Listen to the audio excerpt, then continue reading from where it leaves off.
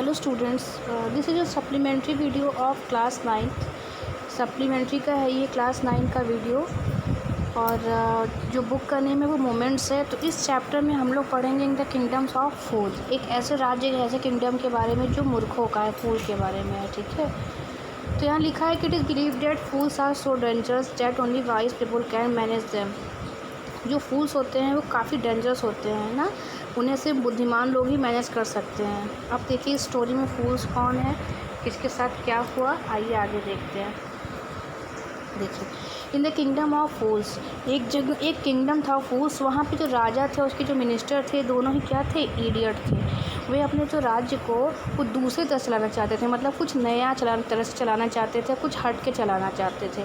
इसलिए उन्होंने अपने राज्य में रहने वाले सभी लोगों को ऑर्डर दिया कि इस किंगडम में जो काम सभी किंगडम में जो दिन में होता है, मतलब जो काम हम लोग दिन में करते हैं, तो इस फुलिस किंगडम में रात में होगी और रात का काम दिन में होगा। मतलब खाना पीना, बिजनेस करना, दुकान खोलना, सब काम रात में होगा।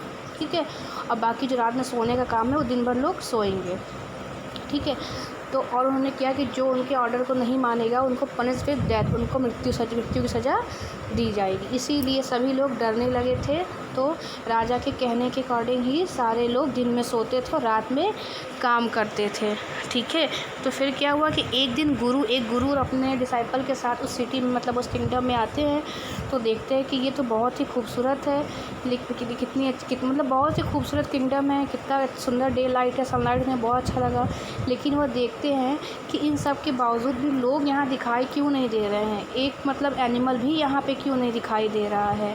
हाँ, क्या सभी लोग सोचने लगते हैं क्या सभी लोग इस किंगडम में सो रहे हैं? तो हाँ, सभी लोग उस समय सो रहे होते, क्योंकि राजा ने ऑर्डर दिया था कि सभी लोग दिन में सोएंगे और रात में बिजनेस करेंगे, रात में काम करेंगे। ठीक है, देखिए the two man are hungry, जो दोनों आदमी थे बहुत हंग्री थे। और now that shops were open that they went to buy some groceries. और धीरे धीरे घूमते घूमते इधर उधर पूरे किंगडम में घूमते घूमते जब उन्हें भूख लगी और शाम हुआ, रात हुआ, तो एक दुकान पे गए थे सामान ग्रॉसरी का ख़रीदने के लिए। ठीक है, तो उन्होंने देखा कि यहाँ पे इस किंगडम में सब इतने मूर्ख हैं कि कोई भी सामान कितना भी लो और मतलब कितनी मात्रा में भी लो या कोई भी सामान लो, सबका एक क्या था, एक सिंगल दद्दू का ही था। मतलब उस टाइम का कुछ कॉइन चलता होगा, बहुत पहले की ये बात है। तो दद्दू मतलब जैसे अभी रुपया होता है ना, मतलब करेंसी जो जानते हो, उस टाइम पे कोई कुछ रुपया होगा उसको दद्दू बोला जाता था। तो एक दद्दू का था, मतलब एक दद्दू को आप 1 रुपया मान सकते हो। ठीक है, चाहे आप बहुत सारा चावल खरीद लो, चाहे बहुत सारा बनाना खरीद लो, सबका कॉस्ट क्या था, एक ही दद्दू था। तो जो गुरु उसके डिसिपल थे काफ़ी डिलाइटेड थे, मतलब काफ़ी खुश भी थे, देख के शॉक्ड भी थे कि ऐसा यहाँ पे कैसे हो सकता है। ठीक है, when they had cooked and eaten the guru lies dead, जब उन्होंने खाना बनाया और खाया तो गुरु को एहसास हुआ कि ये जो है ये किंगडम ऑफ फूल्स है। मतलब उन्हें एहसास हो गया कि ये फुलिस किंगडम है, मतलब यहाँ के लोग मूर्ख हैं और यहाँ ज़्यादा देर नहीं रहना चाहिए। और वो अपने डिसिपल से कहते हैं कि यहाँ से चलो, लेकिन जो डिसिपल होता है वो वहीं रहने के लिए वहीं रहना चाहता है। ठीक है, तो वो बताता है कि यहाँ सभी चीज़ें क्या है, बहुत ज़्यादा ही सस्ती हैं। और लेकिन जो उसका डिसाइपल था वो बहुत ही क्या था, फूडी था, मतलब खाना खाने का बहुत शौकीन था। और उसको लगा कि जब सभी चीज़ें यहाँ बहुत ही सस्ती हैं तो यहाँ मैं पर्याप्त मात्रा में खाना खा सकता हूँ। ठीक है, तो फिर देखिए आगे कि यहाँ पे है, they are all fools, this would not last very long and you can't tell what they will do you next, but the disciple would not listen to them. मतलब गुरु उसको बहुत समझाने की कोशिश करते हैं, लेकिन वो उसको इतना समझाते हैं कि बुद्धिमानी से काम, लेकिन वो सुनता नहीं है। वो बस खाने की लालच में यहाँ रुक जाता है और गुरु चले जाते हैं उसके और अपने डिसाइपल को वहीं छोड़ देते हैं। और डिसाइपल क्या करता है, वहीं रुकता है और खा के बहुत ही ज़्यादा फैटी हो जाता है, बहुत ही मोटा हो जाता है। One bright day the thief broke into a rich merchant house. एक दिन क्या होता है, एक दिन की बात है कि एक चोर एक रिच मर्चेंट के घर में चोरी करने के लिए जाता है। वो दीवार में होल बनाता है और उससे घर में अंदर जाता है। ठीक है, और जो भी चीज़ें जब लूट के वो अपना सामान वापस आने लगता है तो वहाँ पे जो wall of the old house, मतलब पुराना घर रहता है तो दीवार ही पुरानी रहती है, तो उसका जो रहता है वो जो दीवार गिरने लगती है और दीवार जो है वो गिर के उस चोर के सर पे गिर जाती है। और ऑन द स्पॉट ही उसकी डेथ हो जाती है। उसके बाद उसका जो भाई रहता है वो दौड़ के राजा के पास जाता है कंप्लेन करने के लिए और बताता है कि मेरा भाई जो कि परसुइंग एंशिएंट ट्रेड, मतलब कि मेरा भाई जो कि हमारे पुरखों के बिज़नेस को आगे बढ़ा रहा था या पुरखों के बिज़नेस का काम कर रहा था, मतलब उसके यहाँ सब चोर ही थे। तो चोरी करने के लिए गया था जिस घर में, वहाँ पे क्या हुआ कि दीवार उसके ऊपर गिर गई और उसकी मृत्यु हो गई। और मतलब उसका कहना था कि सारी गलती मर्चेंट की है कि उसने अच्छा दीवार नहीं बनाया था, स्ट्रॉन्ग वॉल नहीं बनाया था। और उसको बोलते हैं कि आप मुझे जस्टिस चाहिए, आप उसको बुलाइए और पनिश करिए। तो फिर देखिए क्या होता है। तो किंग कहते हैं कि justice will be done, justice होगा, ठीक है, तुम परेशान मत हो, जाओ और उस घर के ओनर को बुला के लेके आओ। तो फिर क्या होता है कि आगे देखिए। फिर जो लोग जाते हैं, मर्चेंट को बुलाया जाता है, मर्चेंट वहाँ पहुँचता है और जो किंग है उस सारे क्वेश्चन को पूछते हैं तो बताता है कि हाँ वो मेरा ही घर है और चोर जो है वो मेरे ही घर में चोरी करने आया था और दीवार वहाँ की कमज़ोर थी इसलिए उसके ऊपर गिर गया, उसकी मौत हो गई। लेकिन वो बोलता है कि इसमें मेरी कोई गलती नहीं थी, ठीक है। वो बोलता है कि मैं हेल्पलेस, मतलब मेरी कोई गलती नहीं थी, ये गलती उसकी है जो दीवार इसने हल्की बनाई थी या कमज़ोर बनाई थी, तो आप उसको पनिश करिए जिसने ये दीवार बनाई थी। तो वो बोलता है कि my Lord, this wall was built in my father's time, ये जो दीवार है मेरे फादर्स के समय में का बना हुआ है, लेकिन मैं उस आदमी को जानता हूँ जिसने ये दीवार बनाई थी। वो अब बहुत बूढ़ा हो गया है और वह मेरे घर के पास में ही रहता है। फिर राजा क्या करते हैं, उस मैसेंजर को अपने भेजते हैं, उसको ब्रिक लेयर को, मतलब दीवार बनाने वाले को बुला के जब वापस आते हैं तो फिर उसे सारी बातें पूछी जाती हैं तो वो एक्सेप्ट करता है कि हाँ ये दीवार मैंने ही बनाई। और राजा उसको बताते हैं कि तुम्हारी वो कमज़ोर दीवार बनाने की वजह से एक आदमी की मृत्यु हो गई। उसके बाद उसको कहते हैं, ऑर्डर देते हैं, एग्जीक्यूशन मतलब होता है फांसी से लटकाने की सज़ा देते हैं।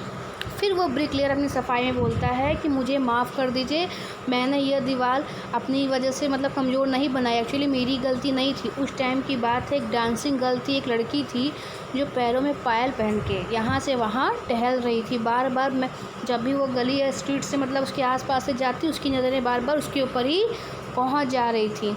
और इसीलिए जो था कि जो मेरा दिमाग था एक जगह डिपेंड नहीं हो पा रहा था, ठीक है, और इसी वजह से मेरा दिमाग भटक जा रहा था और मुझसे ये गलती हो गई। फिर कहते हैं, फिर उसको अपने मैसेंजर को किंग भेजता है, जाके डांसिंग गर्ल को बुला के लाता है। फिर डांसिंग गर्ल को बुलाया जाता है, फिर उससे सारी चीज़ें पूछी जाती हैं कि क्या तुमने बहुत सालों पहले जब यहाँ दीवार बन रही थी तुम यहाँ वहाँ टहल रही थी, वॉक कर रही थी, और तुम्हारे यहाँ वहाँ टहलने की वजह से, वॉक करने की वजह से इस ब्रिक लेयर का माइंड क्या हो गया, मतलब इधर उधर भटक गया और इसने दीवार सही नहीं बनाई, ठीक है। और फिर वो बताता है कि you are going and you distract, मतलब तुम्हारी वजह से ये डिस्ट्रैक्ट हो गया और दीवार सही नहीं बनाया। ओके, आगे देखिए, ये बहुत मूर्खों वाली स्टोरी है, आगे आपको सुनने पे खुद ही समझ में आ रहा होगा, ठीक है। फिर वो बताता है कि ये मतलब एक बेचारे आदमी पे गिर गया, उसकी डेथ हो गई, तो वो कुछ थे, एक लड़की सोचती है, फिर कहती है कि इसमें मेरी कोई गलती नहीं है, मैं बार बार यहाँ से वहाँ इसलिए कर रही थी क्योंकि मैंने गोल्ड स्मिथ को अपनी ज्वेलरी बनाने के लिए दिया था। अब वो जो ज्वेलरी बनाने वाला था, गोल्ड स्मिथ था, वह बहुत ही लेज़ी था। अब वो मुझे बार बार एक्सक्यूज़ दे रहा था कि मैं नहीं बना पाऊँगा या कुछ समय बाद बनाऊँगा, 1 घंटे बाद बनाऊँगा या दूसरे दिन बनाऊँगा। इसकी वजह से मुझे बार बार उसके पास जाना पड़ रहा था, दर्जन टाइम, मतलब कि दर्जन टाइम समझते, मतलब 10-12 बार मुझे यहाँ वहाँ करना पड़ रहा था, ठीक है। फिर बोलते हैं, my lord, it is a damned goldsmith fault. फिर वो बोलती है कि इसमें मेरी नहीं, गोल्ड स्मिथ जो था उसकी गलती है। उसके बाद देखिए, poor thing, she is absolutely right. फिर वो बोलता है, हाँ बिल्कुल सही बोल रही है लड़की, और बोलता है, एडवाइस देता है कि जाके उसको लेके आओ, ठीक है। कहाँ वो छिप के बैठा हुआ है, तो सच में वो जो रहता है गोल्ड स्मिथ छिप के अपनी दुकान पे बैठा रहता है। फिर जब उसके जो वो हैं मैसेंजर होते हैं, गोल्ड स्मिथ को ढूंढ ले जाते हैं, किंग के मैसेंजर, ठीक है, तो वहाँ बैठा उसको पकड़ के लेके आते हैं। उसके बाद वो बोलता है कि my lord my lord he said I am a poor goldsmith it's true. आई को बताता है कि हाँ मैं पुअर गरीब गोल्ड स्मिथ हूँ। मैंने इस लड़की डांसर मतलब इस डांसर गर्ल का मैंने ज्वेलरी लिया था बनाने के लिए, लेकिन मैं इसको बार बार एक्सक्यूजेस इसलिए दे रहा था क्योंकि मुझे एक रिच मर्चेंट के ऑर्डर को पूरा करना था, ठीक है, क्योंकि उनके यहाँ शादी पड़ने वाली थी, इस वजह से वो वेट नहीं कर सकते थे। और फिर वो पूछता है वो रिच मर्चेंट कौन है, ठीक है, जो इसकी वजह से तुम इसका ज्वेलरी नहीं बना पाए। तो वो बताता है कि वो रिच मर्चेंट कोई और नहीं, जो वो रिच मर्चेंट जिसके घर की दीवार गिरी रहती है उसी के फादर रहते हैं। तो फिर वो डिसाइड देखिए करते हैं, मतलब कहने का था कि जो रिच मर्चेंट जिसकी शिकायत जाती है कि चोर उसके घर गया था, उसकी दीवार गिर गई, तो उसके जब फादर थे उस टाइम ने फादर ने उसको दिया था गोल्ड स्मिथ को ज्वेलरी बनाने के लिए, ठीक है। और फिर वो कहता है कि जिसके टाइम जिसने ज्वेलरी दी थी बनाने के लिए गलती उसकी होती है। फिर the gold Smith name the merchant and उसके बाद जो गोल्ड स्मिथ मर्चेंट का नेम बताता है, और फिर जो आदमी रहता है वो बताता है कि ये मेरे फादर के समय की बात है, मेरे समय की बात नहीं है, ठीक है। आगे देखिए, but the king consulted his minister and rule decisively it's true your father is a true. बताता है कि ठीक है, भले ही तुम्हारे फादर की गलती थी, लेकिन जिस तरह से उनके मरने के बाद उनकी सभी चीज़ें तुम्हारी हो जाती हैं, ठीक है, सारे पैसे धन दौलत घर अच्छाई बुराई तुम्हारी हो जाती है, वैसे उनके पाप भी तुम्हारे होते हैं, ठीक है। और अपने मिनिस्टर और मैसेंजर्स को ऑर्डर देते हैं सैनिकों को कि उसको क्या किया जाए, न्यू स्टैक्स। स्टैक मतलब होता है जैसे ये देखिए ये है, ऐसे होता है, इसमें नुकीली लगी होती है, कील लगी होती है, इससे वो ऑर्डर देता है उसको मारने के लिए, ठीक। आगे देखिए, लेकिन उसका ये रहता है कि उसको मारने के लिए किसी मोटे तगड़े स्वस्थ व्यक्ति की ज़रूरत पड़ती है, लेकिन जो वो मर्चेंट था वो बहुत ही थिन था, बहुत ही पतला था, इसलिए राजा ने कहा कि किसी मतलब इस किंगडम के सबसे मोटे तगड़े व्यक्ति को लेके आओ। तो अब क्या होता था आगे देखिए, he said when suddenly struck him at that they needed to do as to find a man fat enough. मतलब पता उन्हें मोटा आदमी चाहिए था उस स्टैक से मारने के, लोहे की कील से मारने के लिए, ठीक है। तो वो पूरे अपने राज्य में ढूंढते हैं और उन्हें कौन मिलता है, उन्हें वही डिसाइपल मिलता है जो गुरु के साथ आया होता है। वो बनाना खा के, राइस ईट एंड घी खा के काफ़ी मोटा हो चुका होता है। आगे देखिए,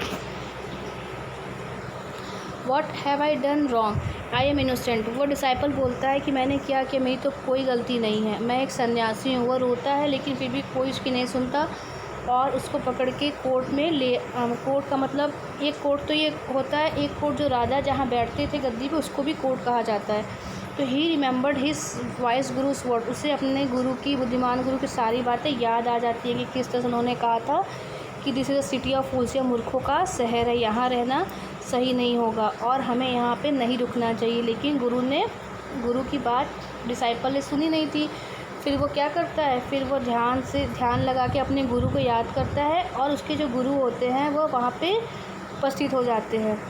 मतलब वो ध्यान लगाता है अपने गुरु का और उसके गुरु फिर आ जाते हैं। As soon he arrived he called the disciple, और जैसे ही वो वहाँ पहुँचते हैं वो अपने डिसाइपल को जो उनके साथ था उसको काफ़ी डांटते हैं और बताते हैं, समझाते हैं कि मैंने कहा था ना कि यहाँ पे रुकना सही नहीं है, ये this is a city of fools, ये मूर्खों का सिटी है, यहाँ पे अगर हम रहेंगे तो हम किसी न किसी मुश्किल में पड़ जाएंगे।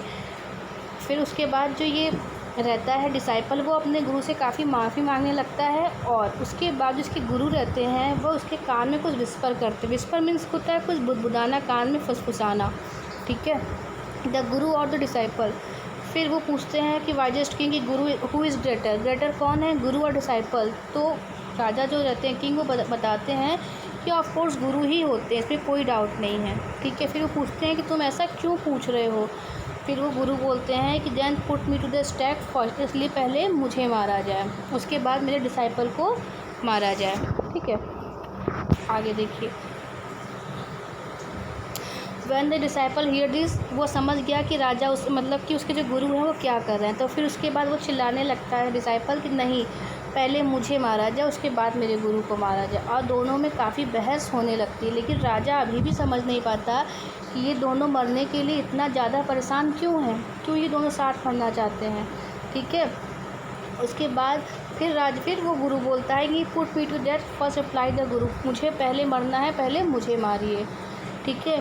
फिर why there is some mystery here as a wise man you must make me understand. फिर वो राजा रहते हैं, वो गुरु से बोलते हैं कि ऐसा क्या है, ऐसा क्या रहस्य है जो आप दोनों ही पहले मृत्यु को प्राप्त करना चाहते हैं। तो वो बोलता है, बताता है कि जो आप the Guru took him aside, मतलब जो गुरु है वो राजा को साइड में लेके जाते हैं और बताते हैं कि we have been all over the world but we have never found a city like this. ठीक है। वो कहते हैं, गुरु बताता है कि हम लोगों ने बहुत जगह घूमा लेकिन इस तरह सिटी हमने कहीं नहीं देखा। That stack is the stack of God of justice. ये जो आपके पास स्टैक है ये भगवान के न्याय का स्टैक है। It is new, it has, ये नया है, इसलिए never had a criminal on it who ever dies on it first. और जो भी इस स्टैक से पहले मारा जाएगा वह क्या होगा, वो पिछले मतलब आने वाले जन्म में जो अब अगला उसका जन्म होगा उसमें वो क्या बनेगा, राजा बनेगा। और जो उसका डिसाइपल होगा वो क्या बनेगा, मिनिस्टर बनेगा। उसके बाद the king was now throne into deep thought. उसके बाद जो राजा होते हैं वो काफ़ी गहरे विचारों में डूब जाते हैं, मतलब काफ़ी सोचने लगते हैं। He didn't want to lose the kingdom. वह मतलब उनका सोच ये रहता है कि अगले जन्म में, आने वाले जन्म में भी वो अपने राज्य को, अपनी गद्दी को छोड़ना नहीं चाहते थे। ठीक है। और सोचने के बाद वह जो एग्जीक्यूटर होता है, एग्जीक्यूटर मतलब जो फांसी देने वाला होता है, उसको ऑर्डर देते हैं कि आज के एग्जीक्यूशन को पोस्टपोन करते हैं, मतलब आज जो फांसी देने की जो फैसले उसको पोस्टपोन करके नेक्स्ट डे, नेक्स्ट मॉर्निंग में करते हैं। उसके बाद जो राजा रहता है वो मिनिस्टर को अपने रूम में बुलाता है रात में और सारी बातें जो गुरु ने उसको बताई रहती हैं, सारी बातें उसको बताता है। ठीक है। उसके बाद we will send the criminals, we so he told the execution, we will send the criminals tonight when the first man come to you put him to death first, then do the same to the second man, those are my orders, don't make any mistake। उसके बाद वो जाके executor को समझाते हैं कि जो भी तुम्हारे सामने पहले आएगा वो गुरु होगा, उसे पहले फांसी देना, उसके बाद जो आएगा तुम्हारे सामने वो उसका डिसाइपल होगा, उसके बाद तुम्हें उसे देना है फांसी। ठीक है। और उसको बताते हैं कि ये तुम्हारा ऑर्डर है।